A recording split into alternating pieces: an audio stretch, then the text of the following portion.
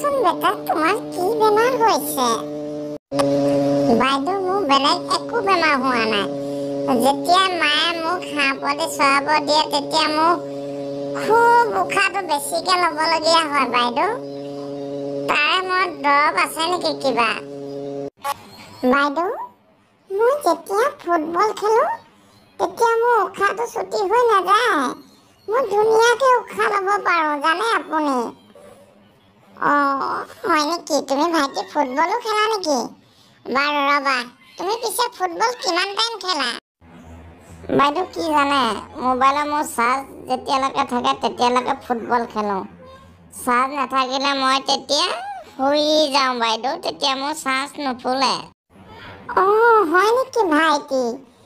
তেন্তে তোমাৰ mobile cancer বেমাৰ হৈছে। মোৰ ওচৰত সেইটো দৰৱ নাই। ককা আপুনি মোৰ ইয়াত কিয় আহিলে বা? কিয় আহিব লগা হ'ল? আপোনাৰ কি বেমাৰ হৈছে ককা? নকবা আই, বুজিছা মোৰ লিভাৰটো অলপ প্ৰব্লেম হৈছে। মই খাবও নোৱাৰোঁ, শুবও নোৱাৰোঁ, গম পাইছা? পিছে ককা আপুনি ইংলিছৰ ক্লাছটো কৰে নাই বাৰু? ৰ'বক মই অলপ লৈ আহোঁ যদি কৰে। বেটা মই কৰোঁ।